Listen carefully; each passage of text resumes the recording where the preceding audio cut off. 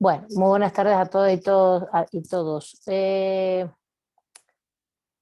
A ver, hoy vamos a continuar con lo que vimos la clase pasada, justamente estuvimos viendo como el proceso del siglo XIX, ¿no? ¿Qué nos fue aportando el constitucionalismo liberal del siglo XIX mexicano? ¿Cuáles fueron sus principales procesos? Y cuáles, déjenme, estoy buscando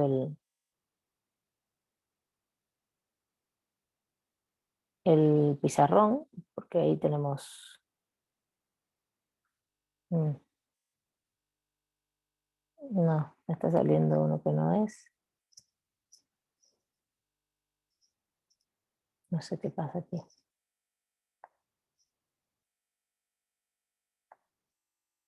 Espérense, que tengo acá uno, porque este no, bueno, justamente lo que vemos, vamos a volver a abrir el pizarrón, aquí está. Justamente lo que vimos la clase pasada, que no es que vayamos a profundizar mucho más, sino nos quedamos en dialogar. No sé si alguien que ya pudo leer quiera aportar algo más, aunque bueno, este es el pizarrón de la clase pasada, no voy a poder escribir acá, pero es muy importante que entendamos qué es el constitucionalismo liberal, que es justamente lo a donde quiero yo llegar, ¿no? Al punto de qué es el constitucionalismo liberal, no solo el mexicano, sino de dónde viene, hacia dónde va, y eso lo explican muy bien los textos. El texto, justamente el capítulo de la Constitución de 1824, vinculada al Acta Constitutiva y la Constitución Federal, establece con mucha claridad de dónde vienen justamente las ideas constitucionales mexicanas o qué influencias tuvieron. Y bueno, yo quería en esta clase, a ver, ¿alguien quiere comentar algo sobre esto? Justamente de cuáles son los antecedentes, qué fue lo que aportaron en este caso, lo que plantea el autor, y yo complemento. En este caso, el autor habla del constitucionalismo estadounidense y de la Constitución de Cádiz, la española. Si alguien quiere aportar algo sobre esto, porque es justo el capítulo después de Apatzingán, esto se mantiene, todo el decursar del siglo XIX se mantiene así, como lo hemos planteado. ¿Alguien quiere comentar algo?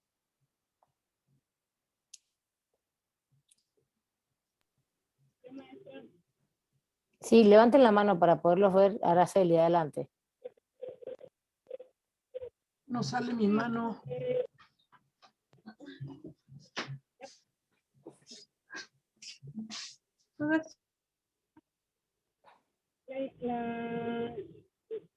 Pues yo lo que quería comentar era que la influencia de la Constitución de 1824 fue una copia no más bien no copia, sino una síntesis de la Constitución de 1787, que es y aparte de la Constitución norteamericana de 1787 y de la española de 1812, es más que nada la importación del federalismo que fue. Esa es una parte, y aparte la intolerancia religiosa, la soberanía nacional, y todas estas, una parte de estas ideas se tomaron de la Constitución de Cádiz. Ok, muy bien. Se oye bastante mal, Araceli, no sé si es tu micrófono, pero bueno, pero se entendió perfectamente. A ver, Josefina había levantado la mano y después María de los Ángeles. Es María de los Ángeles, ¿verdad? Sí. Es que... Maestra, varios de los pensamientos, como dice la compañera, o de las ideas que se plasmaron en la Constitución de de Cádiz en 1812, también hay cierta herencia, le llamemos, porque cuando fue la Constitución de Cádiz fueron varios representantes, ahorita no recuerdo los nombres, de la Nueva España y estuvieron allá. Esa fue la razón por la cual ellos aportaron ciertas ideas a la Constitución que actualmente tenemos. Entonces, una de ellas, como dice la compañera, pues fue la intolerancia religiosa y pues fueron varias, sobre todo haciendo alusión a los derechos humanos, a la cuestión de que no tenían que depender de las ideas, en este caso ellos de los franceses y nosotros de los españoles. Viene siendo así como una semejanza, pero estas personas que estuvieron allá trajeron esas ideas y las plasmaron en parte de la Constitución. Eso es todo, maestro. Muy bien. Josefina, María Los Ángeles. Hola, ¿me escuchó? Sí, perfectamente. ¿Me escuchó? Sí. Hola, hola. Perfectamente. Bueno, ya nada más complementar que en particular de la Constitución de Cádiz rescata el autor, que es el concepto de una identidad nacional que no se tenía el precedente antes ni en España ni en México, y la soberanía popular que ya habíamos visto se hereda después esa idea. Entonces, varias de las estructuras que son más bien de dogmática en la Constitución del 24 vienen integradas en la parte de Cádiz, es de lo que, como menciona Josefina, se llevan los diputados que representaban la Nueva España en ese entonces. Muy bien, muy bien. ¿Alguien más quiere comentar?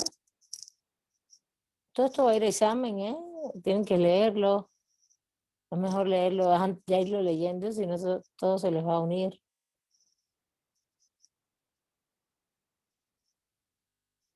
Bueno.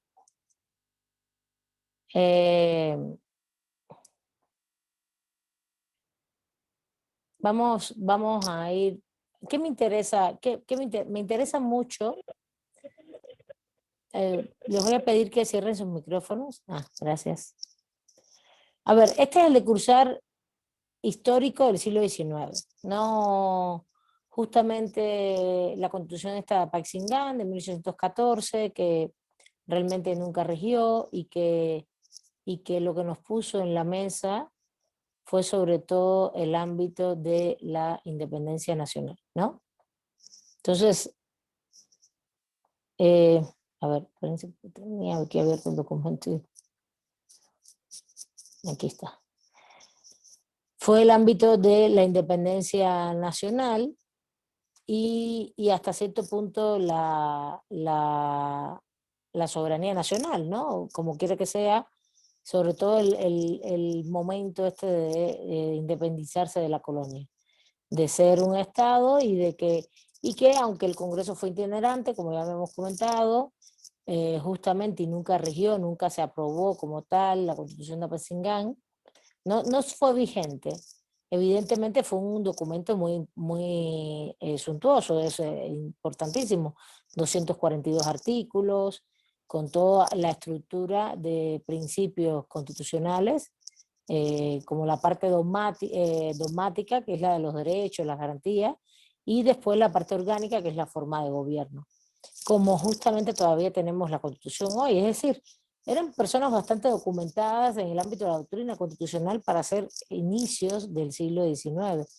A mí me parece impresionante desde el punto de vista de la tradición institucional mexicana, ¿no? El tema de que la soberanía residía en el pueblo es lo más importante, como ya se comentó, esto es en Apatzingán, no en 1814. Justamente, pero el antecedente es tan importante porque justo después esto continúa, ¿no? Y también el tema de pesar los derechos, ¿no? La igualdad, la seguridad, la propiedad, la libertad y sus obligaciones. Y aquí es donde ahorita lo menciono para después, voy a hacer un resumen al final de lo que es el constitucionalismo liberal. No es Posteriormente, me parece, ya, en general, estos son los puntos más relevantes, ¿no? La institucionalización de la independencia. Ahora, con respecto a la Constitución, y aquí quiero hacer este punto de resumen de constitucionalismo liberal, a la Constitución específicamente, el Acta Constitutiva y la Constitución de 1824, hay que decir, aquí Rabasa plantea que las dos grandes influencias es la Constitución de 1812, como bien dijo María José Ángeles, hubo representantes de la Nueva España en el Constituyente de Cádiz, de hecho son 15, si mal no recuerdo lo que leí, y la Constitución Federal de los Estados Unidos de 1787. Es verdad esto en materia de constituciones, pero en materia de pensamiento, toda la ilustración, todo el pensamiento liberal no, ilustrado, de los derechos naturales, del contrato social, del concepto de soberanía popular, de los conceptos de ciudadanía, venían del pensamiento ilustrado. ¿De quién estamos hablando? Estamos hablando de Montesquieu, estamos hablando de Rousseau, estamos hablando de que es un pensamiento evidentemente que influye mucho en los sucesos franceses. ¿Qué pasa con Francia? Lo que pasa con Francia es que Francia tiene varios procesos constituyentes y en este momento, como es el 24, Francia justamente todavía está pasando por ese proceso en el que se acabó la Revolución Francesa, vino el periodo napoleónico, después del periodo napoleónico, en el 14, hay un proceso de destitución de Napoleón y después viene un interín allí hasta que vuelven de nuevo vuelve a haber una restauración monárquica y después ya luchan de nuevo en los años 30 contra esta restauración y se impone la república. Y justo en la Revolución Francesa hubo varios constituyentes, hubo tres procesos constitucionales, si mal no recuerdo, en Francia. Por tanto, por eso la influencia de la Constitución francesa en sí no es tan clara, porque están todavía en un proceso. Francia todo el siglo XIX estuvo en guerras, porque después del 30 viene después el 48 todos los levantamientos, y después en el 71 la Comuna de París, que se acaban de cumplir los 150 años, marzo del 71. Y fue impresionante, todo el siglo XIX fue de muchas contradicciones, y aunque haya constituciones y todo, pero realmente la que estaba más firme fue la española, evidentemente, donde venía la colonización, y la norteamericana.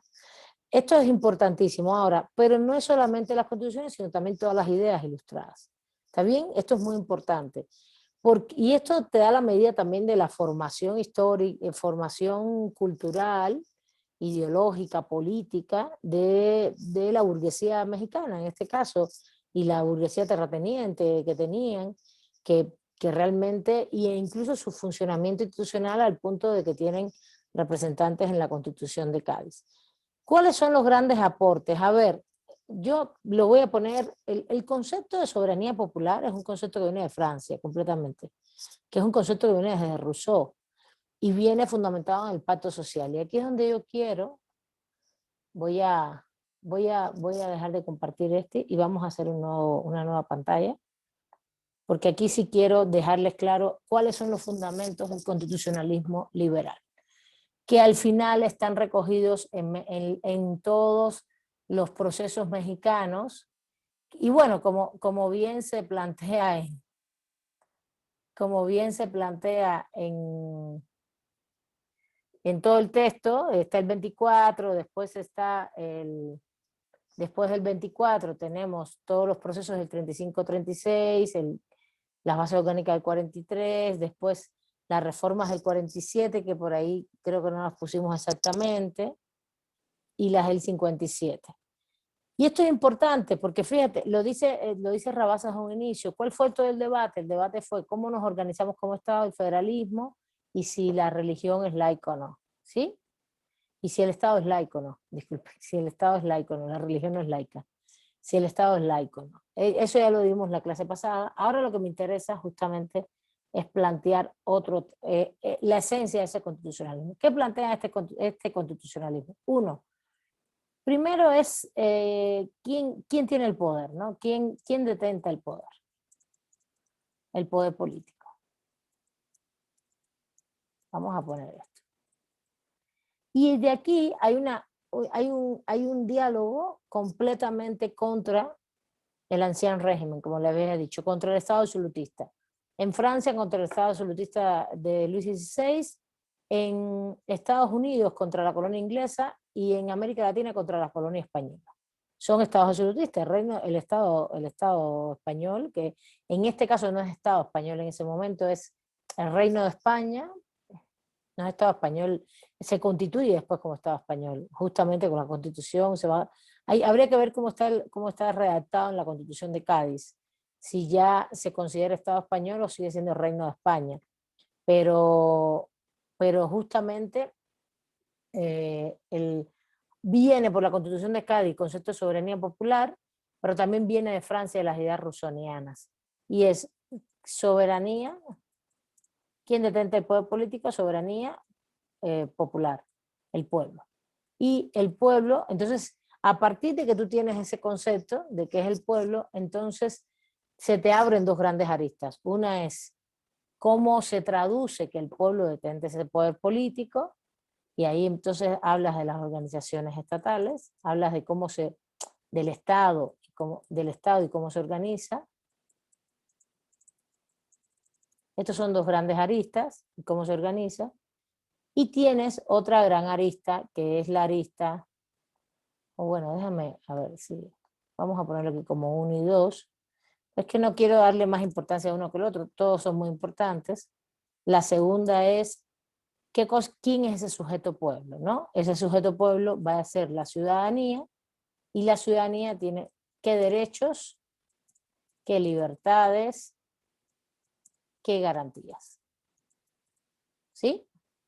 Esto y en esencia al final no es 1 o 2, en todo caso sería 1, ciudadanía, 2, Estado y cómo se organiza, porque así están organizadas las constituciones. A ver, María Los Ángeles. Estaba revisando y sí, en el primer articulado de la de Cádiz dice: la nación española es la reunión de todos los españoles de ambos hemisferios. Entonces sí hay una idea de nacionalismo en la de Cádiz ya. Sí, pero nacionalismo, estoy de acuerdo contigo, es una idea nacional, el concepto de nación. Fíjate que lo que me acabas de decir estaría aquí, ¿no? Nación, porque el pueblo, justamente la soberanía es popular, radica en el pueblo, pero ahí también surge el concepto de nación, que es muy importante en esa época, y que tiene una justificación impresionante con respecto al capitalismo, porque esto ya quiero darle las notas críticas a esto, porque justamente Rabasa no te va a comentar de esto. Tendrías que empezar a leer una historia un poco más crítica o más marxista. ¿Quieres seguir comentando algo, María Los Ángeles? Te digo por la manito, es que no sé si volviste a levantarlo. No, lo olvidé.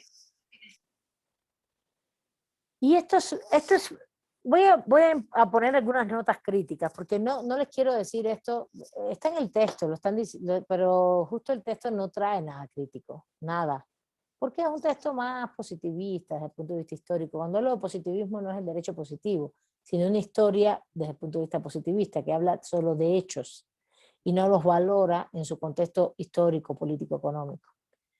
A ver, el concepto de soberanía popular tiene, y que en el pueblo radica la soberanía, tiene una justificación contra el Estado absolutista. Todos los que tomaron conmigo esta teoría del Estado, y que además no solo lo tomaron conmigo, sino que la vieron bien, y lo digo así porque no siempre se ven todos los fundamentos, hay libertad de cátedra, cada profesor lo ve a su manera. El Estado absolutista, que es el primer Estado moderno, que concentra el poder en territorio, un ejército. El primer Estado moderno el Estado moderno es esto: territorio, ejército delimitado, poder militar y poder con unas fronteras bastante ya delimitadas, y con una centralización del poder económico desde el punto de vista de los impuestos, ¿no? Una burocracia que te va a cobrar impuestos, y que va a cobrar impuestos en todos los sentidos. Eso no quiere decir que el Estado absolutista esté separado de la iglesia, no es el caso. ni mucho menos. La Iglesia todavía tiene un peso fundamental en esas cortes de los estados absolutistas, por ejemplo, y que además, y participa también en todo el proceso también impositivo, pero no tiene el mismo peso que tenía en el sistema feudal, donde era un sujeto político per se, sino ya el estado absolutista es el centro del poder y la Iglesia está inserta en esas cortes del estado absolutista. Eso lo vimos en teoría del Estado. Era burocracia, territorio, burocracia impositiva sobre todo, territorio y poder militar. Y delimitación de fronteras, porque eso es lo que hacen. ¿Cuál es el primer Estado moderno? España, el Reino de España, con la conquista de América. ¿Y qué es lo que va a pasar? Que todo ese Estado absolutista, ¿quién es el soberano? El monarca, justamente. Ese es el primer Estado absolutista. ¿Cuál es el Estado absolutista clásico? El francés, justamente cuando la Revolución Francesa, siglo XVII y XVIII, antes de todos los Luises, hasta Luis XVI, ese es como el Estado absolutista por excelencia en sus características, vamos a decir, teóricas, ¿no? Teóricas prácticas. Y Inglaterra es un Estado absolutista peculiar, porque recuerden que se los di en la clase de teoría del Estado, tuvo un desarrollo interesante desde los años 1200 con una constitución, después que es la constitución de 1215, después tuvo la hermana de la Carta Magna, que es la Carta del Bosque, finales de 1285, por ahí, a finales de 1200, si mal no recuerdo, y fue creando también las instituciones parlamentarias, primero la Cámara de los Lores, después la Cámara de los Comunes, igual, a finales de 1200 y inicios de 1300. Por tanto, ya tenía no solo una constitución con las características que conocemos ahora liberales, ni mucho menos no, pero sí como documentos constitucionales que fueron aportándose desde 1200, 1300 y después en 1600, cuando la Revolución Inglesa, que se hacen todas las actas del habeas corpus, el Bill of Rights, y ellos son los que generan todas esas instituciones que hoy conocemos como instituciones de derechos y de garantías de los derechos. Son los ingleses los que hacen esto, no los estadounidenses ni los españoles. Eso lo hacen en 1648, entre 1630 y 1648, por ahí Rabasa lo menciona como antecedente en la Constitución gringa de Estados Unidos, porque dice que es muy extraño que no hayan aprobado ellos derechos, cuando aquí está la Carta Magna, la Petition of Rights, el Habeas Corpus, el Bill of Rights, y que son justamente los tres grandes documentos de derechos que se aprueban en los años 1600, siglo XVII en Inglaterra. Después de un proceso de la Revolución Inglesa, donde ya la Iglesia pierde todo el poder frente al Estado y el Estado se queda como una monarquía parlamentaria. Y quien gana el poder central en Inglaterra es la Cámara de los Lores y la Cámara de los Comunes, el Parlamento. Esto lo vimos en teoría del Estado, y de hecho estos son temas de teoría del Estado, de la materia me refiero. Entonces, todo eso, eso es en cuanto a Inglaterra. Entonces, en cuanto a soberanía popular, volvemos. ¿Contra qué está luchando no solo México, sino también hasta cierto punto España, y contra qué está luchando Francia, sobre todo, y Estados Unidos? Contra ese Estado que es, fíjense, Inglaterra es muy curioso, porque a pesar de tener constitución, los Bill of Rights y todo esto, también esa monarquía parlamentaria es como diferente, no es absolutista hacia Estados Unidos, que no es que sea una colonia, es que vinieron colonizadores en el Mayflower en 1600 en un barco y se ubicaron en 13 lugares específicos de Estados Unidos, 13 diferentes grupos coloniales desde Inglaterra.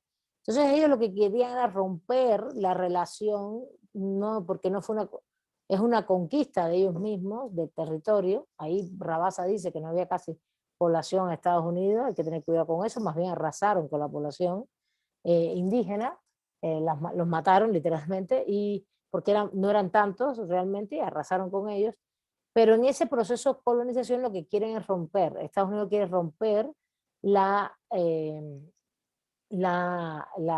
se habla de colonial, pero son ellos mismos, es más bien romper la tutela del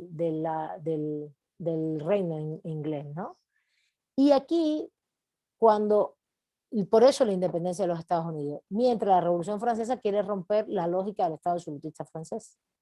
Entonces, cuando tú miras históricamente todo el panorama, realmente todos quieren romper con las lógicas absolutistas de sus estados, ¿no? Y de sus colonizaciones en el caso de México y de los países de América Latina. Y por eso el concepto de soberanía popular es muy importante, porque te da un concepto de totalidad. ¿Quiénes somos? Lo que tenemos, detentamos el poder, ya no es el monarca, sino el pueblo. Esto, la verdad, es muy revolucionario para la época, y Rousseau lo es muy revolucionario. Y de hecho es muy importante, ¿no? Aunque no lo crean, Rousseau es una base importantísima, por ejemplo, para el marxismo. Y Rousseau tiene muchas bases en el derecho romano, para que también te conozca un poquito más de derecho. Porque Rousseau está pensando, y está pensando en la democracia de los antiguos, que está basada en Grecia y en Roma. Es verdad que había esclavismo, no está pensando Rousseau en los esclavos, está pensando en la forma de funcionamiento político de la famosa democracia de los antiguos, que era la democracia de la ciudadanía, ¿no? La ciudadanía participando y tomando sus decisiones. Por eso es que por eso también de ahí lo va vamos a decir, jalando como idea. ¿Está bien? Ahora, esto es un tema que se mete en los procesos constituyentes pero que se va a ir por un lugar que justamente no es el de Rousseau. Para Rousseau es muy importante la democracia participativa, pero hacia dónde deriven todos los constituyentes en Estados Unidos, también en Francia, también en México y en toda América Latina, en el principio de representación. De esto hablamos en el semestre pasado, y por eso se habla de democracia representativa, ¿sí? De democracia representativa. ¿Y por qué representación? A ver, ¿alguien sabe qué significa la representación y podría ser la diferencia entre esa democracia representativa, que es un principio del Estado mexicano hoy? Esto que estoy explicando hoy ya nos sirve de base para el capítulo 3 de la Constitución. Capítulo 1, 2, 3. Sí, 3. Sí, 3, si mal no recuerdo. El 1 son los derechos y las garantías, el 2 tiene que ver con la ciudadanía y el 3 tiene que ver con ya los principios del Estado mexicano y la organización. ¿Cuál sería la diferencia entre la representación y justamente, y ahorita después voy a hablar del concepto de nación? Vamos a ponerlo así, nación.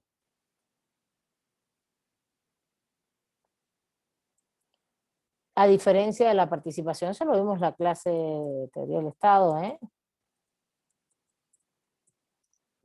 que se deriva en representación.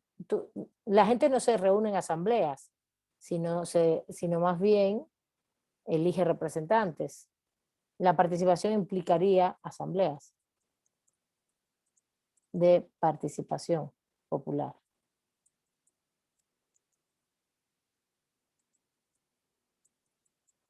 Y la representación que implica, a ver, si alguien me dice, a ver, Josefina.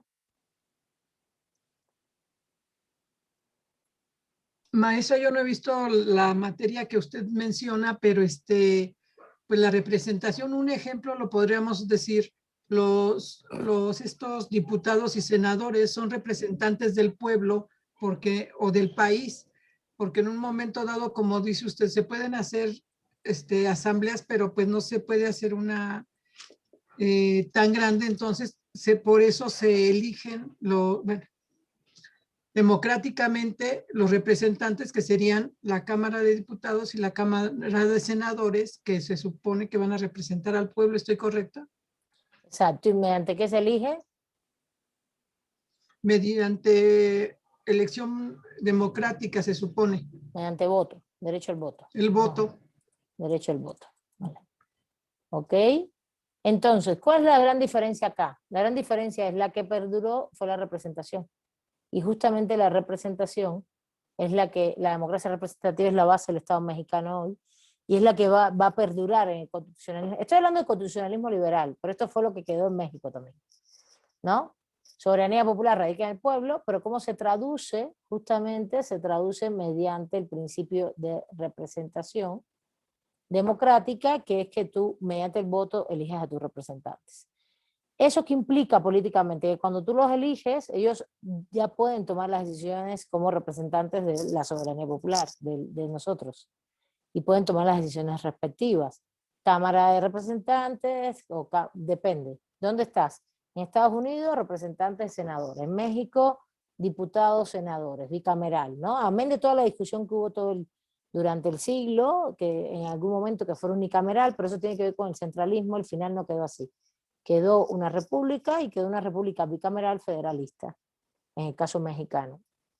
En este sentido, pero hay que hablar primero del primer punto, la democracia representativa.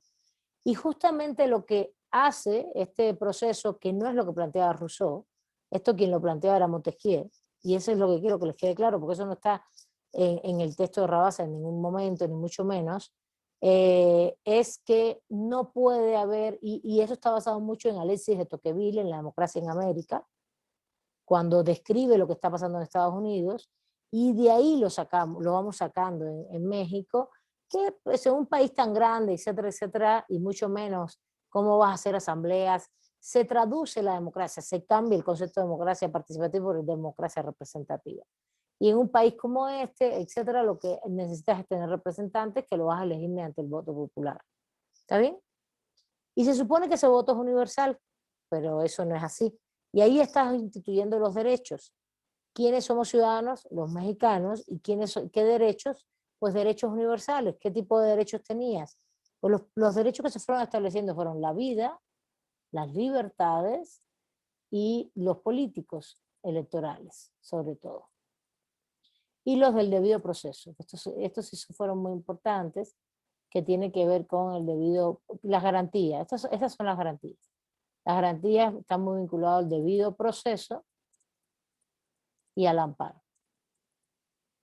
Al amparo que al final va a proteger la vida, las libertades y inicialmente los derechos políticos electorales. ¿Está bien? Entonces, estamos avanzando en el constitucionalismo liberal. Estoy avanzando, pero lo que quiero es que quede claro que la democracia participativa queda anulada por completo en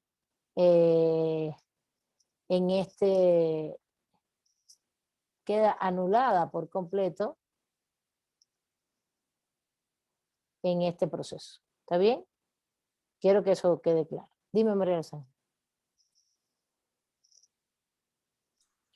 Este concepto de ciudadanía también surge un poquito como en contraste de antes, por lo menos en Nueva España y en época medieval, las personas se reconocían según el gremio o el grupo al que pertenecían y ahí tenían en lugar de derechos, privilegios, ¿no? O sea, si eras del clero, te reconocían ciertos privilegios, no derechos. Y si eras militar, pero no había un concepto que nos pusiera como personas sujetos de derecho a todos, ¿no? Creo que también ese es un cambio que se ve en estos regímenes jurídicos que se empiezan a hacer con las constituciones, ¿no? Exacto. Estoy de acuerdo contigo, el concepto de ciudadanía es supuestamente universal para todos y todas. Universal quiere decir todos y todas. Para todos y todas en el territorio específico, ya el territorio estaba delimitado desde el Estado absolutista, por tanto, todos y todos entramos en ese concepto y se supone que ahí va, entonces, fíjense, aquí me falta algo en los derechos, igualdad, ¿no? Igualdad. Se supone que todos y todas somos iguales ante la ley. Y ahí entra el concepto de universalidad. Igualdad, libertades para todos y todas, derechos a la vida, a las libertades, a los políticos electorales y a la... y no puse el principal que ellos. A la propiedad, que eso está desde la Constitución del 24, ¿no? Lo tienen clarísimo, ¿no? Y lo tienen clarísimo desde que vienen desde las otras constituciones, pero además lo tienen muy claro. México, qué es lo que desean, y en ese proceso de igualdad se supone que es para todos y todas. Y sí, esto es frente a los privilegios del anciano régimen, como bien tú dices. A los privilegios, primero no había derechos para todos y todas en el Estado absolutista. Era la monarquía, regularmente era un monarca produciendo, si no era un monarca, por ejemplo, en el caso italiano, que eran repúblicas, es verdad que no es una monarquía, pero eran repúblicas donde tenían ¿cómo decir? Muy claramente una élite, en este caso una élite bastante burguesa. Por ejemplo, el caso de los Medici en Florencia, ¿no? Son banqueros, y hacen usura, es impresionante esto. No es menor, y son grupos de élite económica dominando. Recuerden que en 1492, la conquista de América, ahí en adelante el capitalismo se ha globalizado. La conquista de América es la globalización del sistema capitalista, aunque tengas un Estado absolutista. Y está surgiendo el Estado moderno y su primera formulación es el Estado absolutista, y aunque haya clero y haya cortes y haya títulos nobiliarios, ya no es feudal. Eso no es feudalismo, eso es capitalismo.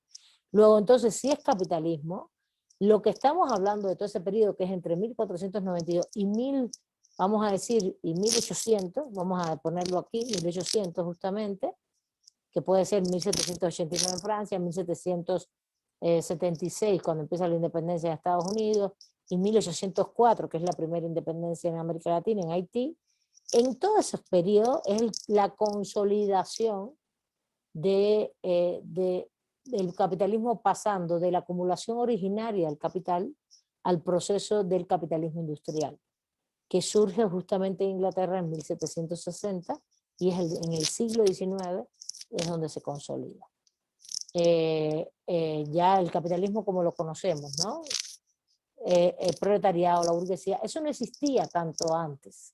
Entonces, ¿qué existían? Pues formas ya de apropiación, de acumulación originaria del capital, como es la colonización, pero también formas de apropiación capitalistas, mercantiles, en todos esos 300 años en toda Europa, etcétera, etcétera, como es las repúblicas italianas, pero en el caso de España, la acumulación originaria extrayendo materia prima de América Latina, con trabajo esclavo y trabajo de servidumbre.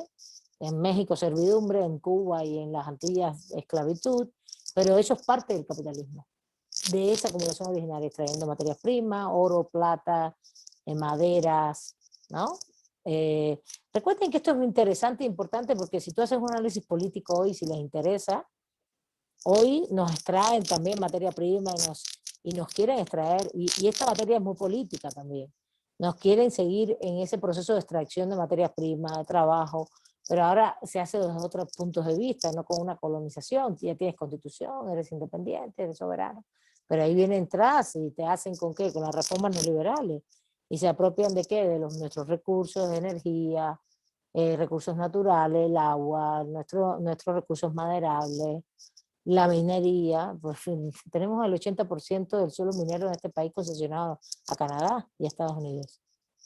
Y son otras formas de explotación ya no de acumulación originaria, sino de extracción de materia prima desde el sistema global capitalista, ¿no? Desde la hegemonía desde el centro hegemónico a la periferia, que somos nosotros, México.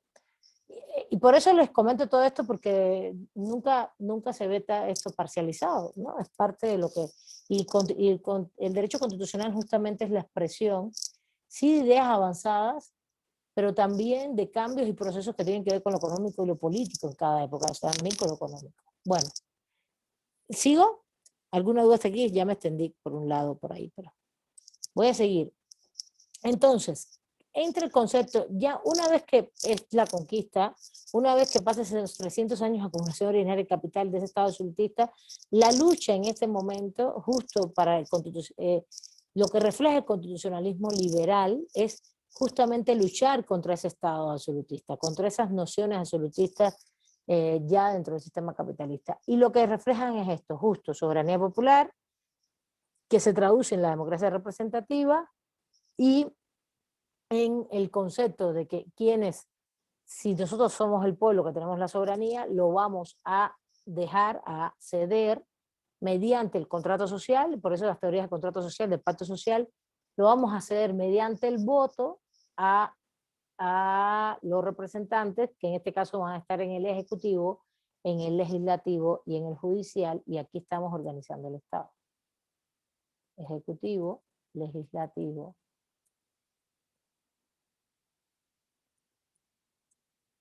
judicial, 3 poderes. Y justamente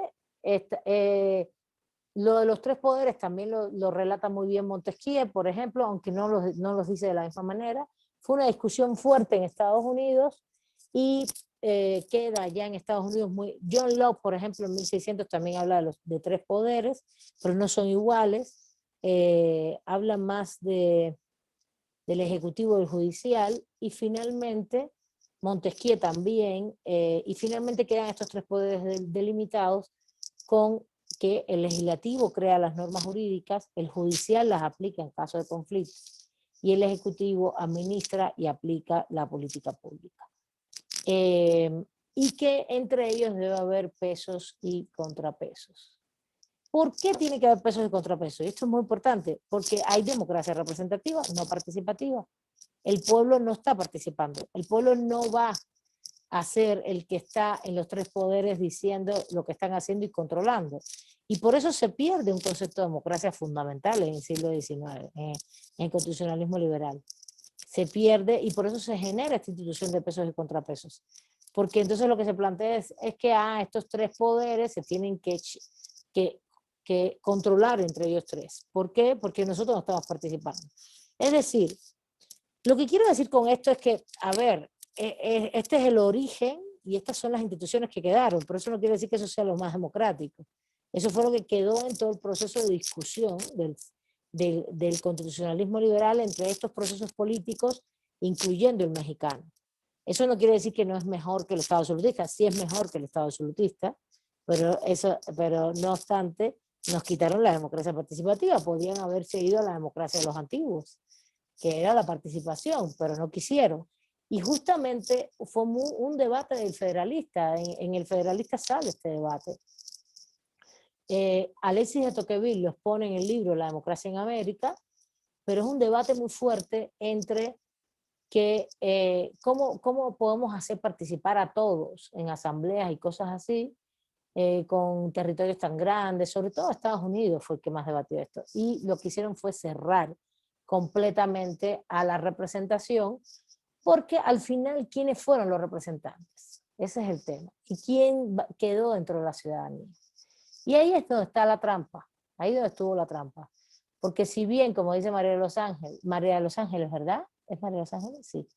Dice, se supone que era ciudadanía para todos y todos, universal, frente al despotismo de la monarquía absoluta, sí, pero no fue para todos y todos. El derecho al voto fue censitario. El derecho al voto implicó censos, fue censitario. ¿Qué cosa es censitario?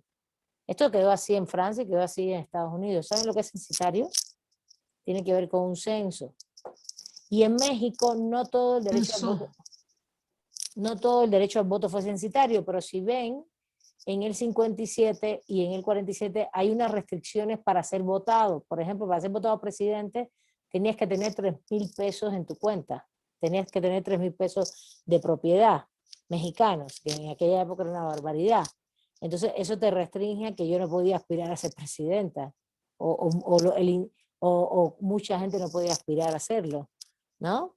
Esos son votos censitarios, que se hace un censo y solo puede participar, en este caso, y aquí el censo delimitó propiedad. Tenías que tener propiedad. Tenías que tener propiedad.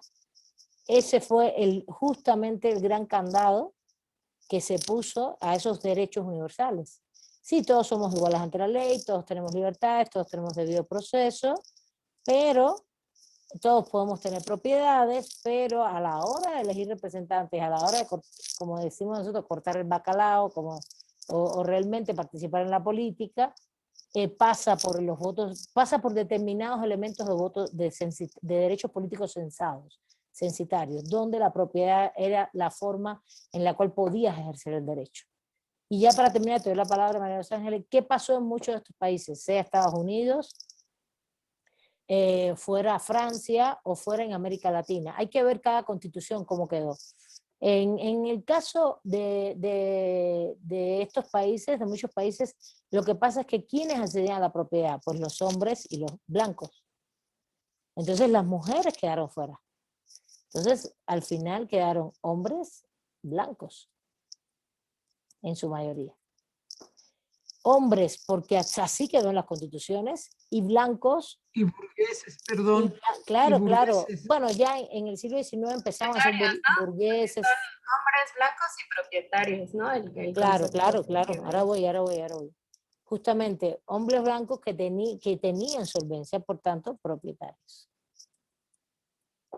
Entonces, realmente aquí es donde está la crítica, que sí quiero, por eso tomé la clase para eso, para que no nos quedáramos con la visión edulcorada, bonita, positivista de Rabasa, porque eso no es así. Y leer entre líneas, ¿no? Cuando leemos los documentos constitucionales, que no nos da tiempo, entre líneas, si hay, por ejemplo, si tienes que tener 3,000 pesos para ser presidente y para ser vicepresidente no sé cuánto, para ser senador y diputado, te está reduciendo el campo de ciudadanía muchísimo, porque realmente no podías ejercer el derecho al voto. Amén de que las mujeres no votamos hasta el siglo XX, en ningún lugar. Y fue una lucha, la lucha del sufragismo, ¿no? Femenino, del derecho al sufragio femenino, que no estuvo en la universalidad nunca. Y esto es importantísimo porque nos venden estos procesos como, sí fueron muy revolucionarios frente al Estado absolutista, pero respondieron, y aquí ya vengo al punto inicial, responden al capitalismo industrial, al desarrollo socioeconómico de una época que tiene que ver con el capitalismo industrial, que es lo que realmente queremos. María Los Ángeles, ¿querías intervenir? Porque ya la tomaste a bajar y no te la dije. Sobre ese concepto de hombres blancos y propietarios, que es el sujeto de derecho que realmente reconoce. Exacto. Pues es el frente a estado luchando, ¿no? Ese concepto. Muy bien. A ver, Martín. Sí, maestra. De hecho, bueno, es que en la actualidad todavía en algunos estados todavía se logra ver eso de que muchas veces incluso la mujer no tiene como que ese mismo voto. Por ejemplo, yo tengo una situación ahorita con mi suegro que falleció y él tenía, por ejemplo, ganado y le quedó a mi suegra. Y por ese ganado mi suegro recibía cierta cantidad cada mes para poder solventar todavía sus gastos y apoyo, ¿no? El apoyo que le da el gobierno. Pero ahorita solo por el hecho de ser mujer mi suegra, a ella no se lo dan. Se lo tienen que dar a un hijo por el hecho de ser hombre. Eso a mí me parece, no sé, pero eso es una discriminatorio de comunidad verdad. originaria o qué? ¿Una comunidad indígena? Sí, maestra. Ese es otro detalle, que es una comunidad indígena, bueno, una comunidad originaria en el estado de Veracruz. Y ellos tienen como medida interna eso. Exacto. Sí, eso es como que complicado, ¿no? Porque como le digo a mi esposa, ahora sí que ingrato sistema que tienen allá, la verdad. Bueno, ahorita lo vamos a comentar, porque te me fuiste para el lado acá. Vamos a seguir, espérate, déjame. Está muy bueno el ejemplo para debatir temas de pueblos indígenas hoy. ¿Qué te parece, Martín? Que ese tema lo trabajemos cuando trabajemos el artículo 2, que lo vamos a trabajar la semana que viene, no, la otra más arriba. ¿Te parece?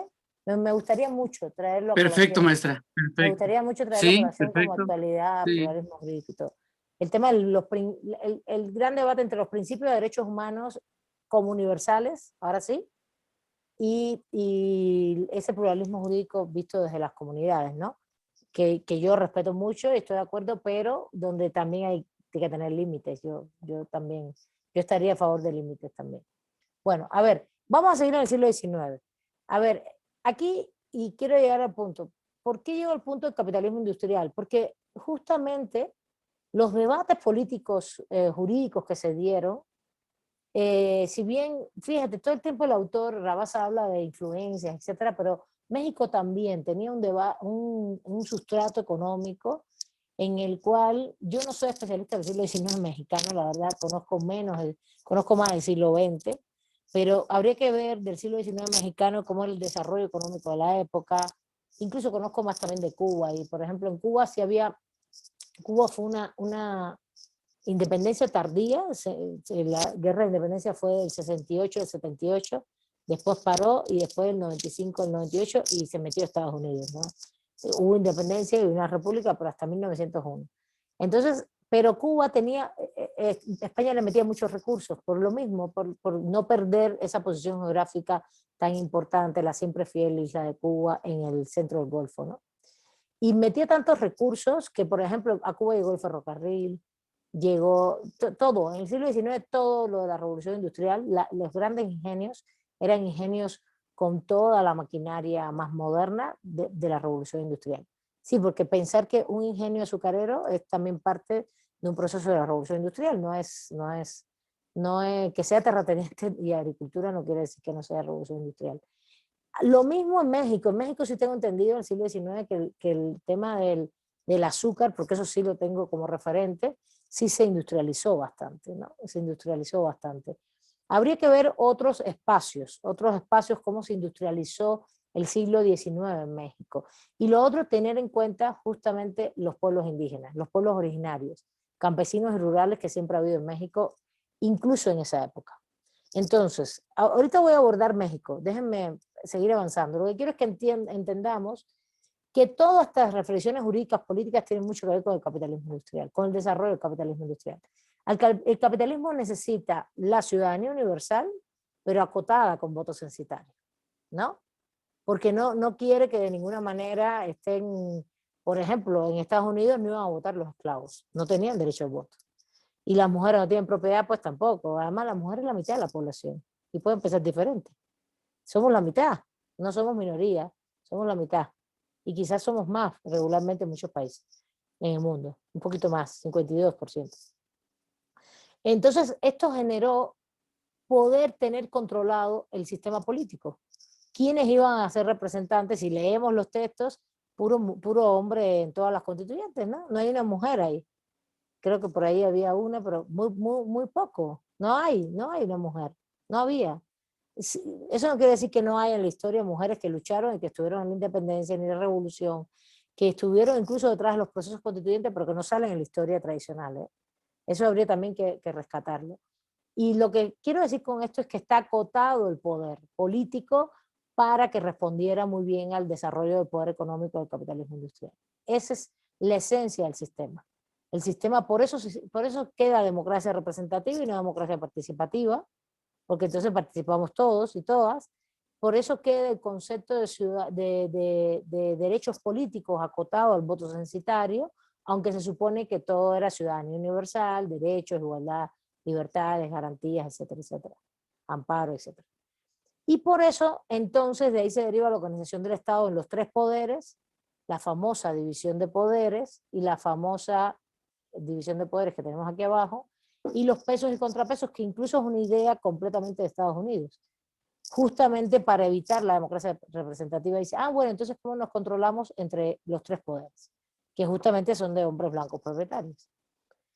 Por eso también esta articulación, y por eso le he dedicado toda esta clase, para que entendamos, porque esta es la estructura incluso del poder político mexicano hoy, no de los derechos, pero sí del Estado. Para que entendamos también las críticas que podemos hacer hoy a esta estructura estatal, porque de dónde nace, por qué nace de esta manera. Sí, está muy bien tres poderes, es muy funcional que tengas un ejecutivo, un legislativo, un judicial, pero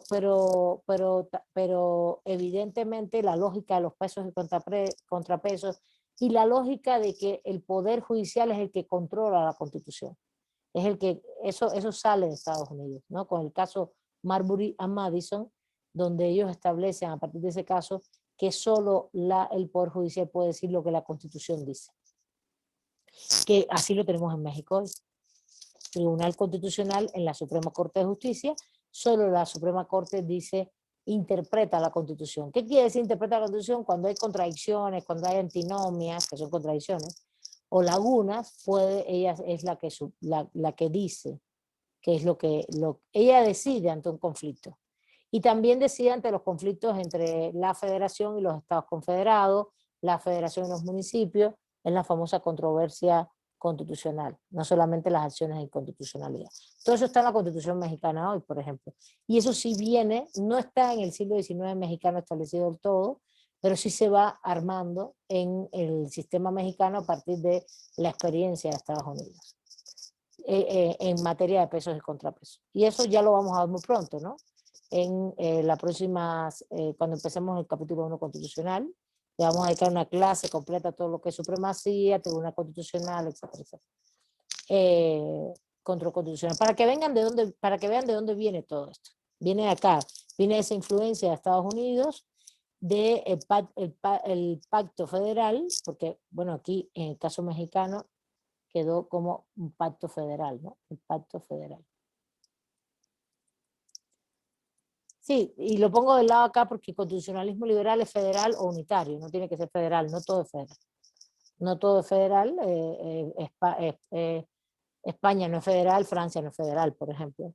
Al revés, España es monarquía parlamentaria, Francia es una república semiparlamentaria, Inglaterra es una monarquía parlamentaria, y no, no tienen federaciones ellos. Las federaciones están en la República Federal de Estados Unidos y República Federal Mexicana. Y en América Latina, Brasil, Argentina, casi todos, muchos de los países grandes son federales. Dime, María Los Ángeles. Adelante.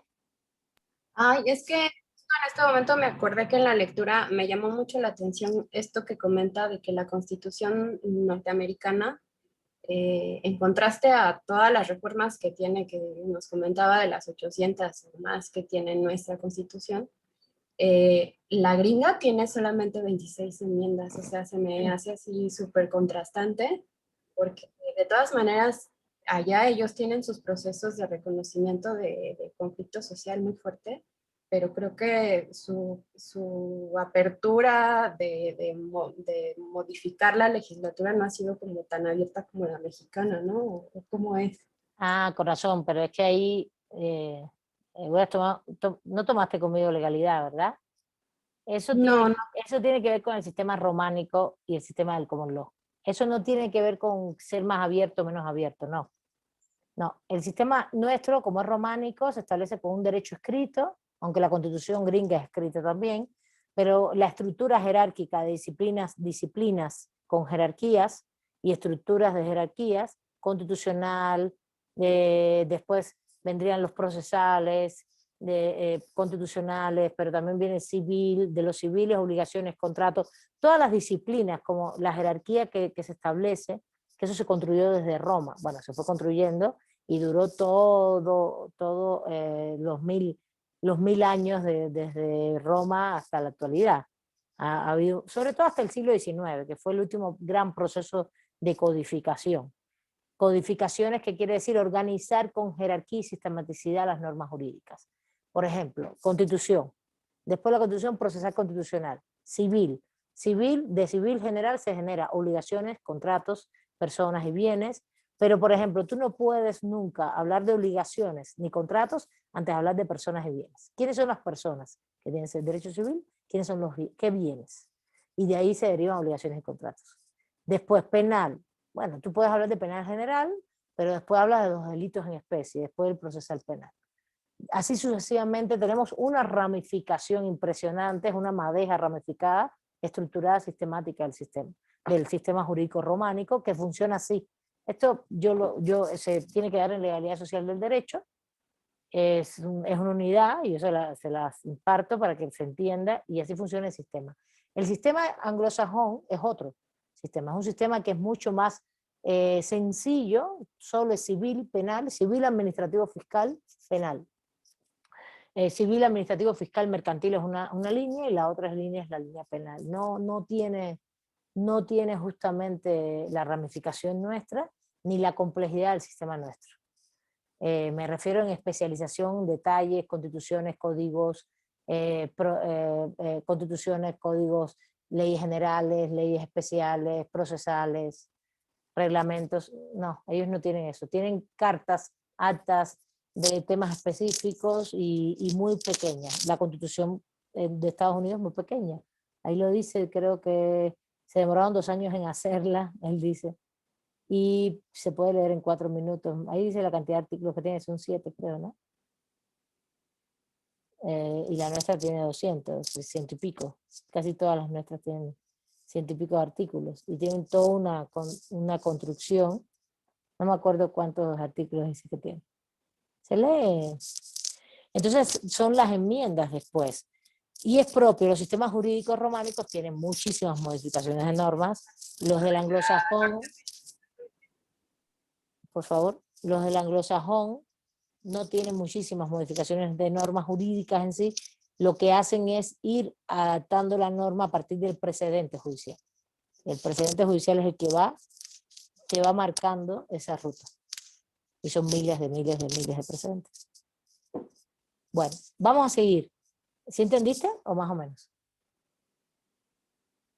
Sí, sí lo voy entendiendo y lo voy a investigar aparte porque si no ese tema no lo he visto. Métete a mi curso de sistemas jurídicos contemporáneos ahí en la página o al mismo de legalidad, a la unidad de sistemas jurídicos contemporáneos. Ahí yo tengo, ahí hay lecturas básicas. ¿Vale? Hay dos cursos. El Sistemas Jurídicos Contemporáneos de la UNAM, no es una clase que se da en la USM. La pusimos en el nuevo plan, todavía no se aprueba el nuevo plan, pero bueno, ya vamos a retomar de nuevo todo. Ahí está todo. Yo lo puse. ¿Vale? Bueno. Entonces, ¿por qué me senté a dialogar todo esto? Porque es importante que sepamos qué tenemos en nuestra Constitución hoy. Aunque ustedes no lo crean, hoy hemos dado ya la base, no solo histórica, sino la base del capítulo 3 de la Constitución mexicana actual. El artículo, ahora no me recuerdo, nunca me aprendo de memoria, es el 30 y tantos, ¿no? Que es donde está, si no, la soberanía radica del pueblo, México es una república federal, de democracia representativa, si no mal no recuerdo, debe ser el 33. Estoy casi segura. O el 31, 32, 33.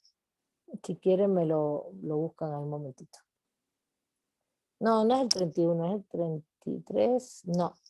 O más adelante, un poquito más adelante. No me sé los artículos de memoria, la verdad. Entonces es importante que ustedes sepan de dónde viene, pero también qué significa esto. ¿Qué significa esto? Porque, ven, por ejemplo, México siempre puso el tema de la abolición de la esclavitud como parte inicial, claro, pero México tuvo un poco de esclavitud en las costas con el tema de la colonización, pero no preponderó la esclavitud. Lo que preponderó fue la servidumbre en este proceso de acumulación originaria del capital. No es el caso de Cuba, que incluso la esclavitud se elimina en 1870, en los años 70, en la década del 70 del siglo XIX.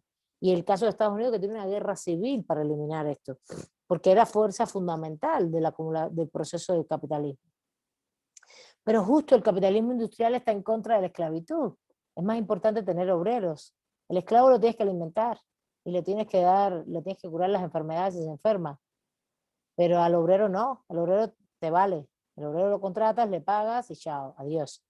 Claro, ese concepto de derecho laboral con el obrero en el siglo XIX es un concepto derivado del derecho de propiedad, de la propiedad, a ver, es que estoy aquí, de la propiedad y de los derechos, del derecho de propiedad y las libertades. Tú tienes la libertad contractual, tienes la libertad de vender tu fuerza laboral, pues tú eres libre, no eres esclavo de nadie, y yo tengo la libertad de contratarte. Luego entonces tenemos una relación, por ejemplo, entre Milay y Martín, de igualdad, supuestamente, económica. Y eso también está en el siglo XIX y es base del capitalismo industrial. Entonces, si Martín se enferma, pues Martín, yo te despido y chao, adiós, ¿no? Esa fue la relación que se estableció laboral en el siglo XIX. Si te enfermabas y no venías, a mí no me importa. Yo soy patrón, adiós. Si tenés un accidente de trabajo, tampoco me interesa porque esto es una relación de igualdad. Porque lo laboral en el siglo XIX se pactó como derecho civil, igualdad entre el patrón y el empleado y el empleador. Lo cual es una falacia. Sabemos que no son iguales, ni el patrón, ni el empleado, ni el empleador. Y esto cambia en el siglo XX, completamente. ¿Con qué? Con la Revolución Mexicana y la Constitución del 17. Justamente, y este es el otro tema que les quiero poner, no lo voy a abordar hoy, pero quiero que sepan que justamente detrás de estos derechos, igualdad, libertades y la propiedad como un elemento fundamental, está la percepción laboral como contrato civil. ¿Civil qué quiere decir? Que es entre iguales, entre iguales. entre personas iguales. Entre Araceli y Milay somos iguales. Empleado, empleador, somos iguales. Eso es una gran falacia y eso lo fomentó el capitalismo industrial en el siglo XIX para poder contratar a todos los obreros y no dar derechos laborales. Y esa es toda la lucha del siglo XIX en materia laboral, que se refleja justamente en el 17, 18, 19 con la Revolución Mexicana, la Revolución Rusa y más bien la Constitución de Weimar, porque ahí no es que hubo una revolución en sí, ¿no? Alemana, que es el constitucionalismo social. Ya les estoy dando el pie para lo que viene, que es el constitucionalismo social, que es el último capítulo del libro, el 8, sobre la Constitución del 17. Y que no solo es laboral, también es agrario. Porque, y aquí vengo al caso mexicano, aquí me interesa, para darle más información. ¿Qué es lo que está pasando acá? A ver, en el caso mexicano,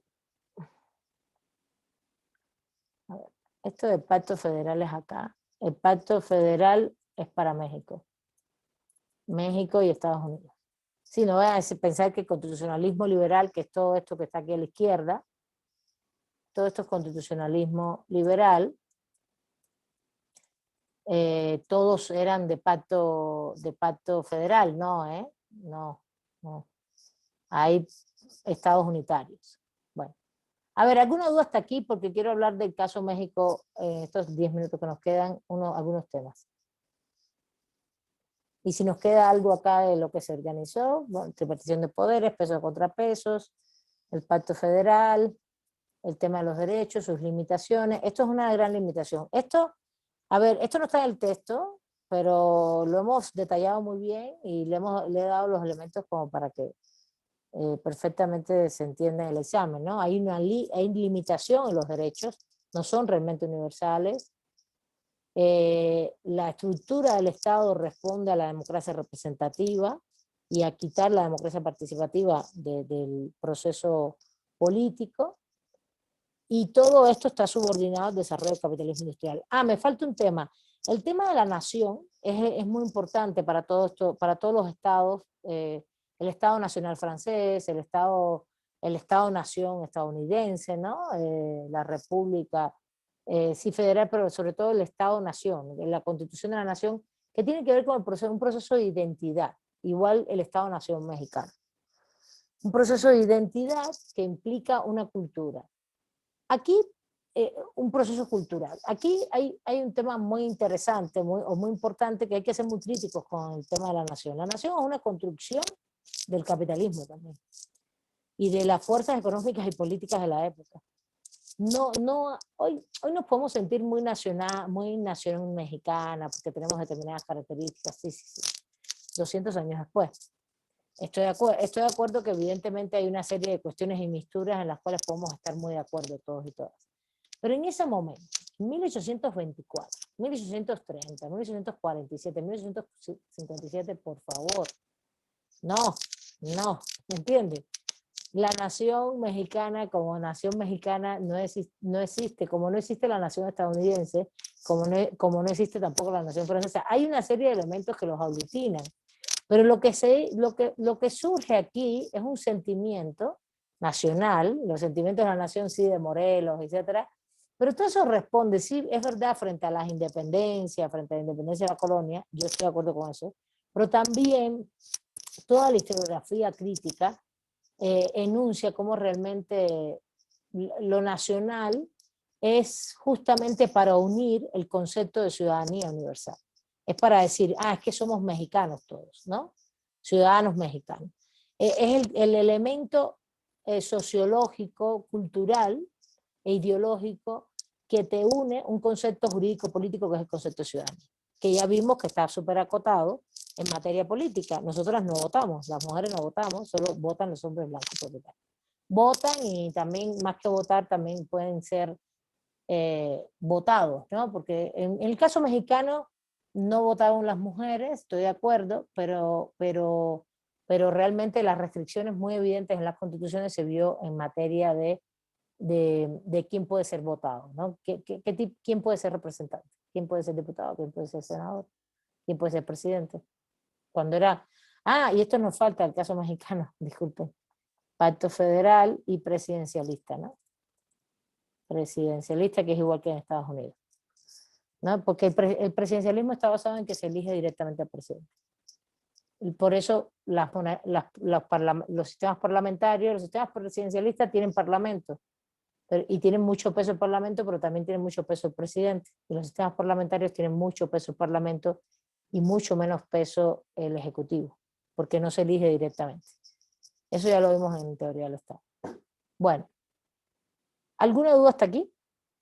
¿Algo de comentar? Entonces, la nación, recuerden, el proceso de identidad es para unirnos y hacernos uno solo, ¿no? Una ciudadanía única, universal. Somos mexicanos. Ya somos mexicanos y mexicanas, aquí nos meten a todos en la Constitución y aquí estamos todos y todas. Que en la práctica fue una falacia y que en la regulación también fue una falacia. Yo enfatizo, las mujeres no votamos hasta el siglo XX. De hecho, en México hasta los años 40, si mal no recuerdo. Creo que el primer país que vota es Inglaterra y después Estados Unidos. Todo el movimiento sufragista de las mujeres. En los años 20 del siglo XX. Es decir, ninguna mujer votaba en el siglo XIX. Entonces, vamos a una parte de la ciudadanía que también me interesa mucho, en el caso mexicano. Aquí hay un tema importantísimo, y esto va a estar muy vinculado a cómo nos pusieron a todos como mexicanos y mexicanas, pero evidentemente los pueblos indígenas nuestros eran pueblos indígenas y seguían teniendo su propia identidad. Y muchos la siguen teniendo. Y es muy curioso, muy interesante, que uno dice, perdón, pero ¿cómo me puedes decir que el pueblo maya de México, el pueblo maya que hoy radica en lo que es el Estado-Nación guatemalteco, el Estado-Nación mexicano, son diferentes? 200 años después ya sabemos que el concepto de ciudadanía es un vínculo jurídico-político al Estado que hoy te quita derechos y te da derechos. Si tú eres guatemalteco, entras a México y no tienes visa, estás considerado para el Estado ilegal. Nadie es ilegal, ya sabemos, pero estás considerado ilegal. Te vas a Estados Unidos, sigues considerado ilegal y no te dejan pasar. ¿Está bien? Estamos hablando de la categoría más opresiva que hay hoy en materia de ciudadanía, que es ser migrante, ¿no? Que es muy opresivo. Frente si eres migrante, pierdes derechos si estás fuera de tu Estado-Nación donde tú eres ciudadano. Y tiene mucho peso la ciudadanía hoy de hecho, el propio Ferraioli, que es un juspositivista crítico, lo dice, la ciudadanía hoy es un concepto que más que dar derechos, hoy en el siglo XXI, está restringiendo los derechos todo el tiempo, ¿no? Por el tema de la migración y el tema de la globalización.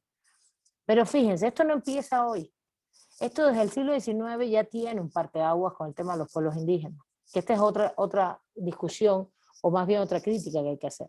Si bien ya María Los Ángeles lo mencionó, una ciudadanía que es universal frente al anciano régimen, pero que a la vez está acotada en materia política para hombres blancos propietarios, además nos meten a todos ahí adentro. En el caso de Estados Unidos, por ejemplo, a los negros nunca fueron ciudadanos, ¿no? Porque eran esclavos y también lucharon por sus derechos políticos hasta los años 50 del siglo XX.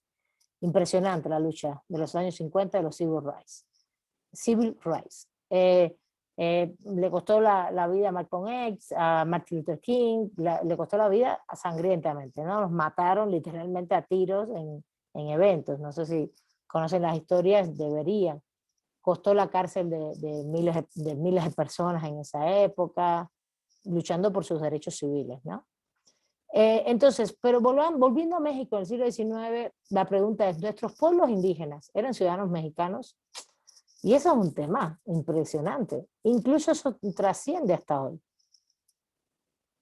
Recuerdo cuando las elecciones, en el momento en que creo que postularon a Marichuy, no sé si fueron estas elecciones o las anteriores, la verdad no me acuerdo, que bajaban los pueblos de Chiapas, ¿no? Zapatistas querían inscribirla como candidata independiente. La gente no tiene credencial de elector. La gente nunca se inscribió incluso en el registro. Hay muchas comunidades que no se inscriben, hay otras que sí, que son muchas que son muy occidentalizadas, pero otras que no, y ni se inscriben ni en el registro, mucho menos tienen credencial de elector. Si tú no tienes una inscripción en el registro civil de identidad, tu nombre, pues no vas a tener nunca credencial de elector. Y imagínense si esto todavía pasa hoy. Imagínense en el siglo XIX, compañeras y compañeros. Entonces, esta es una gran falacia también. Los pueblos indígenas jamás participaron, incluso porque tenían otras formas y modos de vida. No participaron de esos procesos. Y aquí quiero terminar, y te doy la palabra a Josefina, en el otro punto, que no es solo el tema de la limitación de la ciudadanía de los pueblos indígenas, la limitación no normativa, sino fáctica, real, es el tema de la propiedad. Recuerden que las iglesias se asentaron, y ahí viene el proceso de reforma. Todas las iglesias se asentaron en muchos de los lugares donde estaban las comunidades. Entonces las iglesias se apropiaron de facto, de todas estas tierras. Por ahí viene entonces todo el proceso de amortización de las tierras que se hace en el proceso de las leyes de reforma en los años, después de la Constitución del 57. Esto puede ser muy importante para el Estado laico, estoy de acuerdo en eso, pero lo que ocurrió con respecto a los pueblos indígenas es que realmente eran las tierras de los pueblos. Y lo que ocurrió realmente fue que hubo un proceso en el proceso de amortización de las tierras, que le quitaron las tierras a los pueblos legalmente. Y por eso, y aquí voy al otro punto, y les estoy dando el punto para la clase del lunes, del constitucionalismo social mexicano, otro de los elementos fundamentales del constitucionalismo social mexicano fue el tema agrario. La lucha agraria de la Revolución Mexicana es una lucha no solo de campesinos, también de los pueblos indígenas, por una evidentemente reforma agraria, pero para que haya un proceso de redistribución de la tierra, que si bien se le habían quitado a las iglesias, ¿a quién había pasado? Vino el porfiriato, entonces esas tierras se reapropiaron por particulares. ¿Qué hubo? Pues un proceso entonces de distribución de la tierra en el constitucionalismo social. Acuérdense que aquí el centro del tema de la propiedad es la tierra. Olvídense de una propiedad industrial, ni mucho menos. Propiedad de la tierra de los pueblos indígenas, ¿eh? No estamos hablando de otra cosa. Y ahí nos vamos al constitucionalismo social también, que es todo en la reforma que hubo en materia agraria. Esto es, por supuesto, en 1917. Ya estoy dando pie a los dos grandes elementos que cambian para el constitucionalismo social. Acá, lo laboral, disculpen, lo laboral va a cambiar, pero fíjense, y lo agrario, son las dos grandes modificaciones. ¿Está bien? Pero justamente quiero que sepan cómo estaba establecido antes, ¿no? Lo laboral era un contrato civil, y la propiedad de la tierra, al ser amortizada con respecto a las iglesias, lo que pasó es que se amortizaron las tierras de los pueblos, porque las iglesias estaban asentadas donde estaban los pueblos. ¿Está bien? ¿Sí se entiende? ¿Sí van conmigo? Sí, maestra. Y el tema es que esta lectura no da ninguno de esos elementos, la verdad. Los da poco, no es que no los da. En el 17 sí lo comenta, pero no comenta a profundidad. Para leer sobre esto, yo les puse un librito a leer para el artículo 2 constitucional de pueblos indígenas de Pancho López Bárcena, donde habla de esto, pero no nos metemos mucho en el tema de la propiedad, pero bueno, a ver si toda la historia, el que lo quiera profundizar, ahí está. El tema de la propiedad, el tema de las tierras a los pueblos. ¿Y cómo quedó ahora? De todas maneras, ese punto lo vamos a tocar en los artículos. Muy bien. ¡Ay, se acabó la clase! ¿Algo más? Pasen lista, por favor.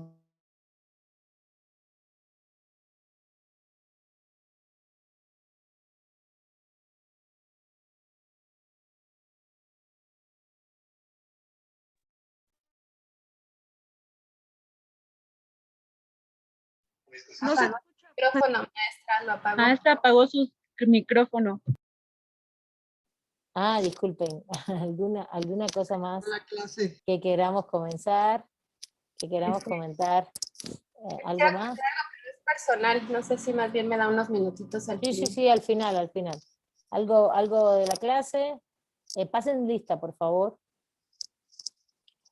Y muchísimas gracias.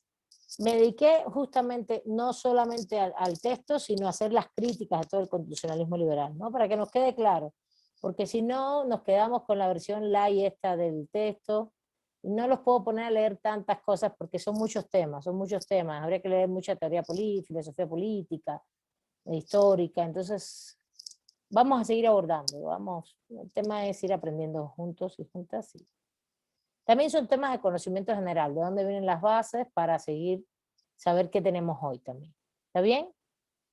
Bueno, muchas gracias. Nos vemos. Gracias, buenas noches.